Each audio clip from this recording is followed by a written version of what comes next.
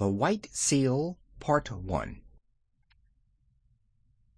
Oh, hush thee, my baby, the night is behind us, and black are the waters that sparkle so green. The moon o'er the combers looks downward to find us, at rest in the hollows that rustle between. Where billow meets billow, then soft be thy pillow. Ah, weary wee flipperling, curl at thy ease. The storm shall not wake thee, nor shark overtake thee, asleep in the arms of the slow-swinging seas. Seal Lullaby. All these things happened several years ago, at a place called Novastoshan, or Northeast Point, on the island of St. Paul, away and away in the Bering Sea. Lemmershin, the winter wren, told me the tale when he was blown on the rigging of a steamer going to Japan, and I took him down to my cabin and warmed and fed him for several days till he was fit to fly back to St. Paul's again. Lemmershin is a very quaint little bird, but he knows how to tell the truth. Nobody comes to Novastoshan except on business, and the only people who have regular business there are the seals. They come in the summer months by hundreds and hundreds of thousands out of the cold gray sea, for Novastoshan Beach has the finest accommodation for seals of any place in all the world. Sea Catch knew that, and every spring would swim from whatever place he happened to be in, would swim like a torpedo boat straight for Novastoshan, and spend a month fighting with his companions for a good place on the rocks, as close to the sea as possible. Sea Catch was 15 years old, a huge gray fur seal with almost a mane on his shoulders, and long wicked dog teeth. When he heaved himself up on his front flippers, he stood more than 4 feet clear of the ground, and his weight, if any one had been bold enough to weigh him, was nearly 700 pounds. He was scarred all over with the marks of savage fights, but he was always ready for just one fight more. He would put his head on one side as though he were afraid to look his enemy in the face. Then he would shoot it out like lightning, and when the big teeth were firmly fixed on the other seal's neck, the other seal might get away if he could, but Sea Catch would not help him. Yet Sea Catch never chased a beaten seal, for that was against the rules of the beach. He only wanted room by the sea for his nursery. But as there were 40 or 50,000 other seals hunting for the same thing each spring, the whistling, bellowing, roaring, and blowing on the beach was something frightful. From a little hill called Hutchinson's Hill you could look over 3½ miles of ground covered with fighting seals.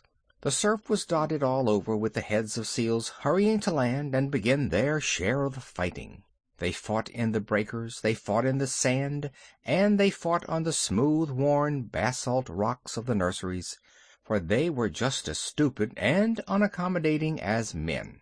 Their wives never came to the island until late in May or early in June, for they did not care to be torn to pieces, and the young 2-, 3-, and 4-year-old seals, who had not begun housekeeping, went inland about half a mile through the ranks of the fighters, and played about on the sand dunes in droves and legions, and rubbed off every single green thing that grew. They were called holluschickie, the bachelors, and there were perhaps 200,000 or 300,000 of them at Novastoshan alone. Sea Catch had just finished his 45th fight one spring when Matka, his soft, sleek, gentle-eyed wife, came up out of the sea, and he caught her by the scruff of the neck and dumped her down on his reservation, saying gruffly, "Late as usual. Where have you been?" It was not the fashion for Sea Catch to eat anything during the 4 months he stayed on the beaches, and so his temper was generally bad. Matka knew better than to answer back.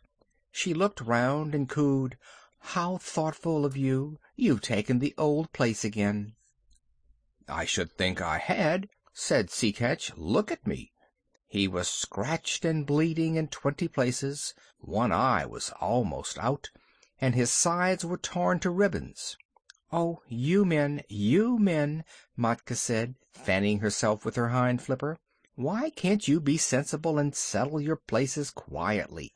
You look as though you had been fighting with the killer whale." "I haven't been doing anything but fight since the middle of May. The beach is disgracefully crowded this season. I've met at least 100 seals from Lukannon Beach, house hunting. Why can't people stay where they belong?" "I've often thought we should be much happier if we hauled out at Otter Island instead of this crowded place," said Matka. "Bah! Only the holluschickie go to Otter Island. If we went there they would say we were afraid. We must preserve appearances, my dear." Sea Catch sunk his head proudly between his fat shoulders and pretended to go to sleep for a few minutes, but all the time he was keeping a sharp lookout for a fight. Now that all the seals and their wives were on the land, you could hear their clamor miles out to sea above the loudest gales. At the lowest counting there were over 1,000,000 seals on the beach. Old seals, mother seals, tiny babies, and holluschickie, fighting, scuffling, bleeding, crawling, and playing together, going down to the sea and coming up from it in gangs and regiments, lying over every foot of ground as far as the eye could reach, and skirmishing about in brigades through the fog. It was nearly always foggy at Novastoshan, except when the sun comes out and makes everything look all pearly and rainbow-colored for a little while. Kotick, Matka's baby, was born in the middle of that confusion, and he was all head and shoulders, with pale, watery blue eyes, as tiny seals must be, but there was something about his coat that made his mother look at him very closely. "Sea Catch," she said at last, "our baby's going to be white." "Empty clams and dry seaweed," snorted Sea Catch. "There never has been such a thing in the world as a white seal." "I can't help that," said Matka. "There's going to be now." And she sang the low, crooning seal song that all the mother seals sing to their babies.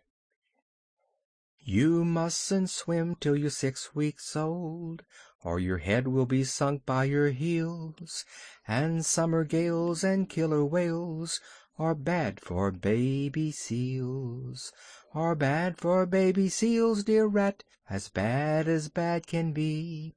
But splash and grow strong, and you can't be wrong, child of the open sea." Of course the little fellow did not understand the words at first.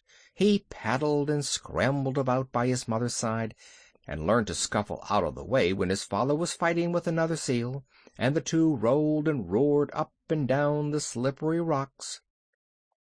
Matka used to go to sea to get things to eat, and the baby was fed only once in 2 days, but then he ate all he could and throve upon it.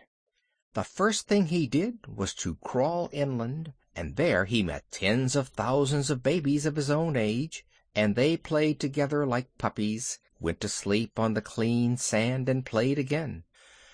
The old people in the nurseries took no notice of them, and the holluschickie kept to their own grounds, and the babies had a beautiful playtime.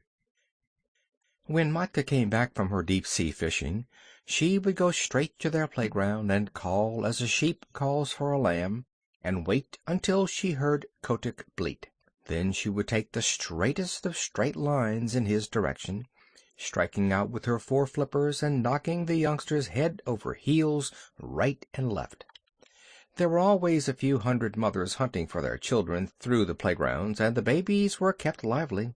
But, as Matka told Kotick, so long as you don't lie in muddy water and get mange, or rub the hard sand into a cut or scratch, and so long as you never go swimming when there is a heavy sea, nothing will hurt you here. Little seals can no more swim than little children, but they are unhappy till they learn. The first time that Kotick went down to the sea, a wave carried him out beyond his depth, and his big head sank, and his little hind flippers flew up, exactly as his mother had told him in the song, and if the next wave had not thrown him back again, he would have drowned. After that he learned to lie in a beach pool, and let the wash of the waves just cover him, and lift him up while he paddled, but he always kept his eye open for big waves that might hurt. He was 2 weeks learning to use his flippers, and all that while he floundered in and out of the water, and coughed and grunted and crawled up the beach, and took cat naps on the sand, and went back again, until at last he found that he truly belonged to the water.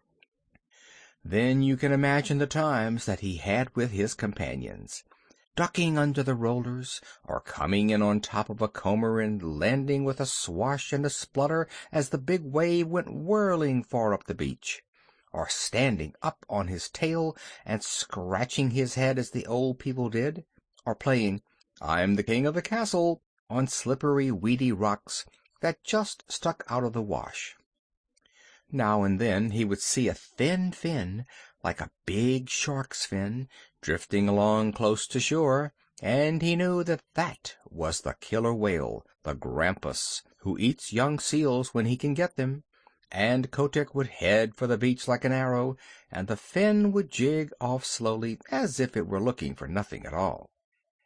Late in October the seals began to leave St. Paul's for the deep sea, by families and tribes, and there was no more fighting over the nurseries, and the holluschickie played anywhere they liked. "Next year," said Matka to Kotick, "you will be a holluschickie, but this year you must learn how to catch fish." They set out together across the Pacific, and Matka showed Kotick how to sleep on his back, with his flippers tucked down by his side, and his little nose just out of the water. No cradle is so comfortable as the long rocking swell of the Pacific. When Kotick felt his skin tingle all over, Matka told him he was learning the feel of the water, and that tingly, prickly feelings meant bad weather coming, and he must swim hard and get away.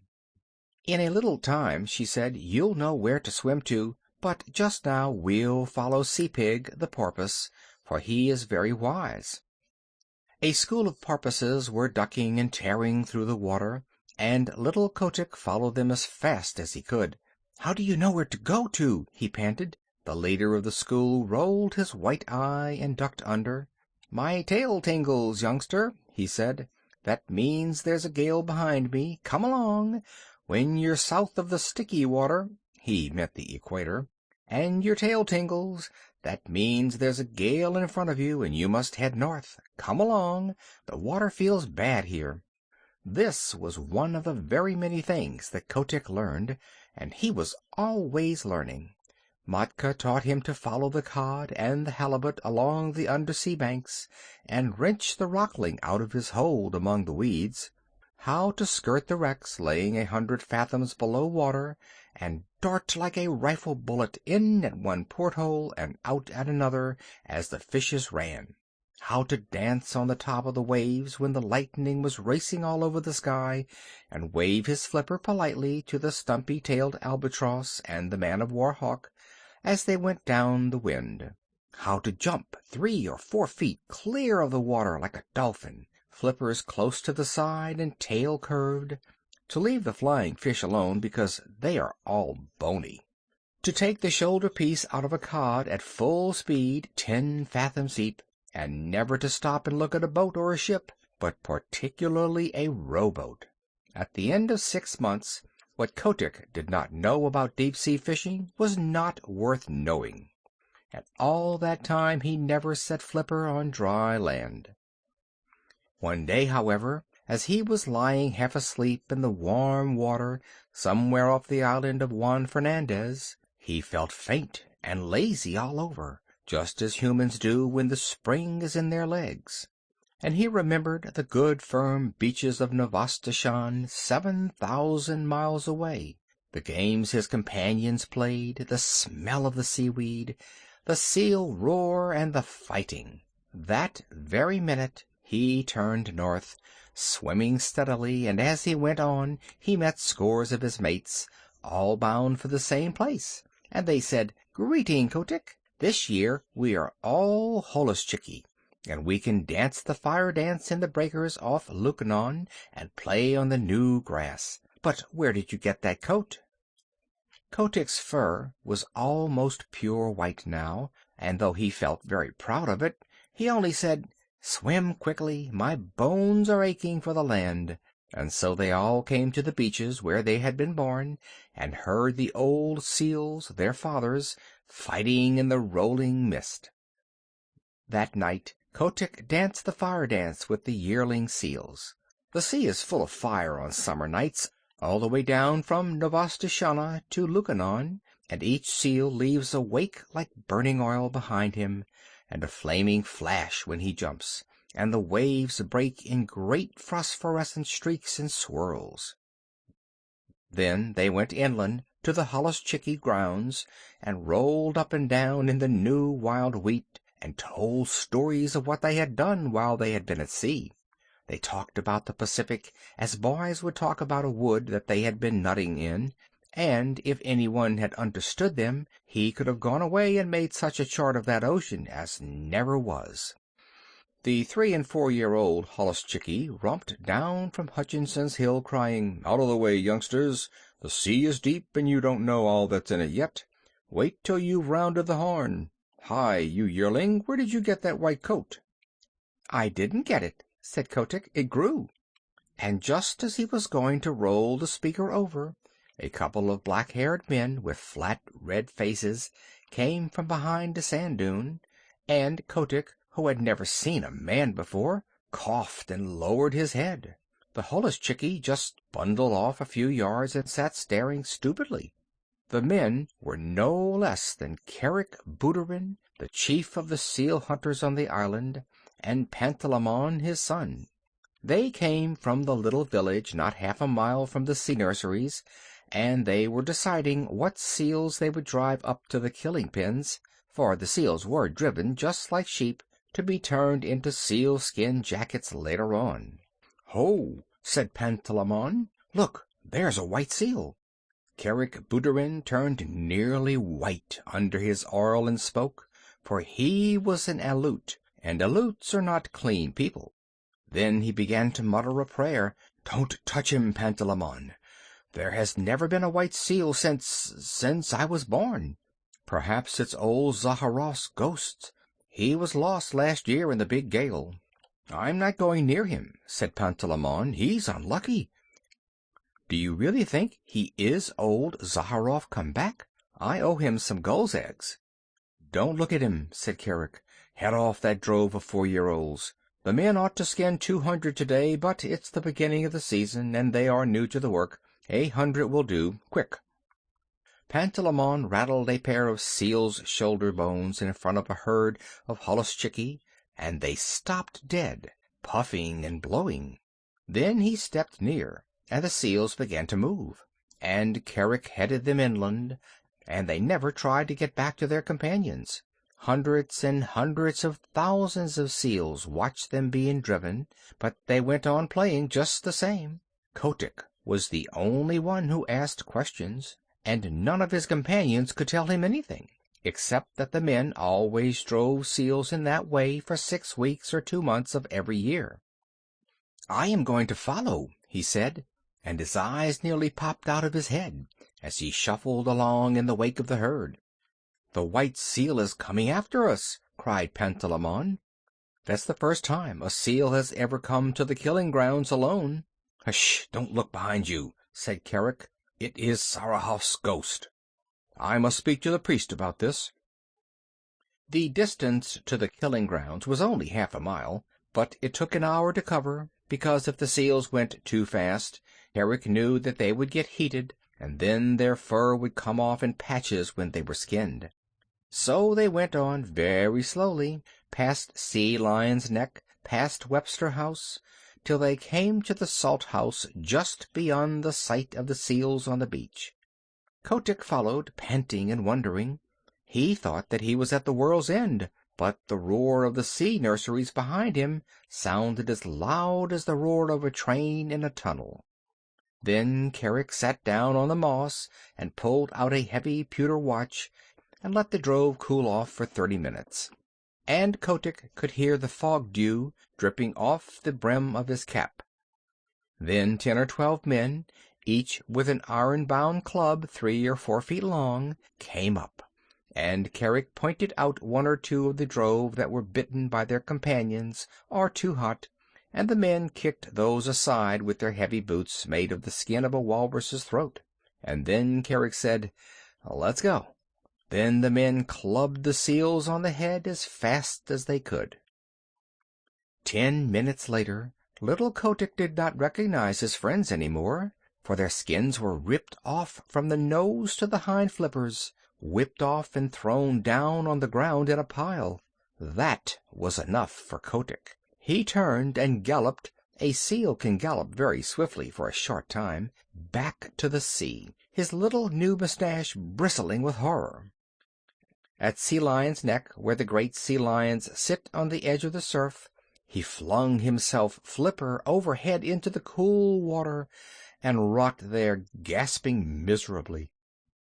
"What's here?" said a sea lion gruffly, for as a rule the sea lions keep themselves to themselves.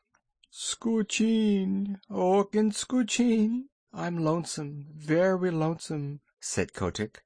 "They're killing all the holluschickie on all the beaches." The sea lion turned his head inshore. "Nonsense," he said. "Your friends are making as much noise as ever. You must have seen old Carrick polishing off a drove. He's done that for 30 years. "It's horrible," said Kotick, backing water as a wave went over him, and steadying himself with a screw stroke of his flippers that brought him all standing within 3 inches of a jagged edge of a rock. "Well done for a yearling," said the sea lion, who could appreciate good swimming. "I suppose it is rather awful from your way of looking at it, but if you seals will come here year after year, of course the men will get to know of it, and unless you can find an island where no men ever come, you will always be driven." "Isn't there any such island?" asked Kotick. "I've followed the poultoos, the halibut, for 20 years, and I can't say I've found it yet. But look here, you seem to have a fondness for talking to your betters. Suppose you go to the walrus islet and talk to Sea Vitch. He may know something. Don't flounce off like that. It's a 6-mile swim, and if I were you I should haul out and take a nap first, little one." Kotick thought that was good advice, so he swam round to his own beach, hauled out, and slept for half an hour, twitching all over as seals will. Then he headed straight for Walrus Islet, a little low sheet of rocky island almost due northeast from Novastoshan, all ledges and rock and gulls' nests, where the walrus herded by themselves. He landed close to old Sea Vitch, the big, ugly, bloated, pimpled, fat-necked, long-tusked walrus of the North Pacific, who has no manners except when he is asleep, as he was then, with his hind flippers half in and half out of the surf. "Wake up!" barked Kotick, for the gulls were making a great noise. "Huh? What's that?" said Sea Vitch, and he struck the next walrus a blow with his tusks and waked him up, and the next struck the next, and so on, till they were all awake and staring in every direction but the right one. "Hi, it's me," said Kotick, bobbing in the surf and looking like a little white slug. "Well, may I be skinned?"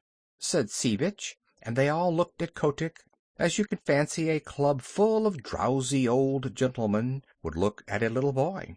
Kotick did not care to hear any more about skinning just then. He had seen enough of it, so he called out, "Isn't there any place for seals to go where men don't ever come?" "Go and find out," said Sea Vitch, shutting his eyes. "Run away. We're busy here." Kotick made his dolphin jump in the air, and shouted as loud as he could, "Clam eater! Clam eater!" He knew that Sea Vitch never caught a fish in his life, but always rooted for clams and seaweed, though he pretended to be a very terrible person. Naturally, the chickies and the gooverooskies and the epitacs, the burgomaster gulls and the kittiwakes and the puffins, who were always looking for a chance to be rude, took up the cry, and, so Limmershin told me, for nearly 5 minutes you could not have heard a gun fired on Walrus Islet. All the population was yelling and screaming, "Clam eater! Styreek, old man!" while Sea Vitch rolled from side to side, grunting and coughing. "Now will you tell?" said Kotick, all out of breath. "Go and ask Sea Cow," said Sea Vitch. "If he is living still, he'll be able to tell you." "How shall I know Sea Cow when I meet him?" said Kotick, sheering off. "He's the only thing in the sea uglier than Sea Vitch!" screamed a burgomaster gull, wheeling under Sea Vitch's nose. "Uglier, and with worse manners. Stareek!" Kotick swam back to Novastoshan, leaving the gulls to scream. There he found that no one sympathized with him in his little attempt to discover a quiet place for the seals. They told him that men had always driven the holluschickie, it was part of the day's work, and that if he did not like to see ugly things he should not have gone to the killing grounds. But none of the other seals had seen the killing, and that made the difference between him and his friends. Besides, Kotick was a white seal. "What you must do," said old Sea Catch, after he had heard his son's adventures, "is to grow up and be a big seal like your father, and have a nursery on the beach, and then they will leave you alone. In another 5 years you ought to be able to fight for yourself." Even gentle Matka, his mother, said, "You will never be able to stop the killing. Go and play in the sea, Kotick."